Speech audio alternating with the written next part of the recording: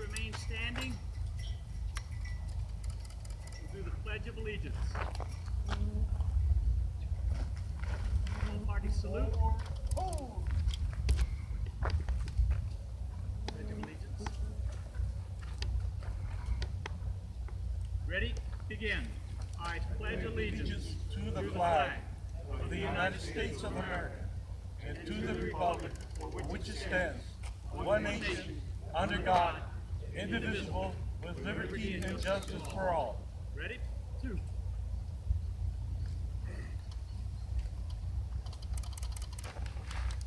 Please take your seats.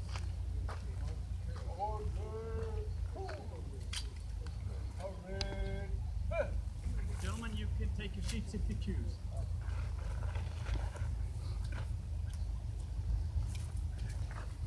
These gentlemen are combat veterans from Korea and Vietnam. In fact, this gentleman served in the same division I did, 1st Cav Division. Okay.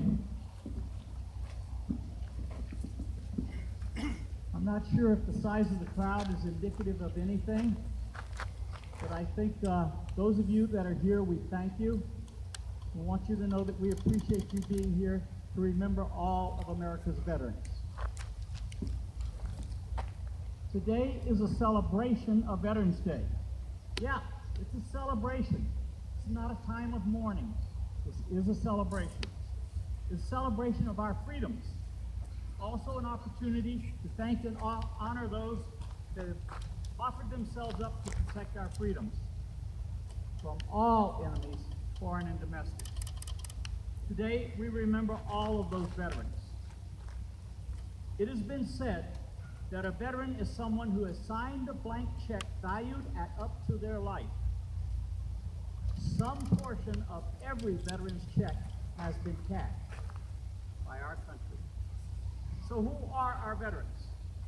They are your sister, brother, father, or mother. They are your neighbor, teacher, preacher, or doctor. In fact, they are all of us. It is important that we acknowledge that veterans are servicemen and women that have served in the armed forces, the reserves, and the National Guard.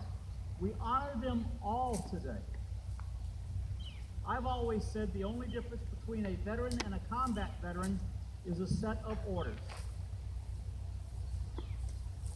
I'd like to try something with your permission. If you served in the armed forces of the United States since 1941, will you raise your hand and hold them up? If you need to change hands, please do so. But please raise your hand. You have served since 1941. Keep your hand up there, boss. Okay. And all our guys that are on our arms obviously can't do that. These are veterans from the World War II era, the Korean era, the Cold War era, the Vietnam era, Panama, Grenada, Somalia, Kosovo, and all the operations against the war against global terrorism and all its campaigns. Audience, look around. You'll notice that veterans come in all sizes, shapes, colors, religions, and political persuasions, but we have all served the United States. Now, members of the audience that have a father, mother, brother, sister, or any other family member that served in the military, would you raise your hands also? Look around. You may put your hands down now. Look around. You are the reason that we served. You may not know it, but from the icy landscape of Thule, Greenland, and the DMZ in Korea, to the jungles of Panama and Vietnam, in the deserts of Africa and the Middle East, and all the oceans of the world, and all the other places we have served, you are what was on our mind. It was you and what you represented that kept us focused on our job. We often serve with political themes playing the background music, but you are what represented America to us. The companionship, brother and sisterhood of our families and neighbors was what we thought of when someone mentioned home.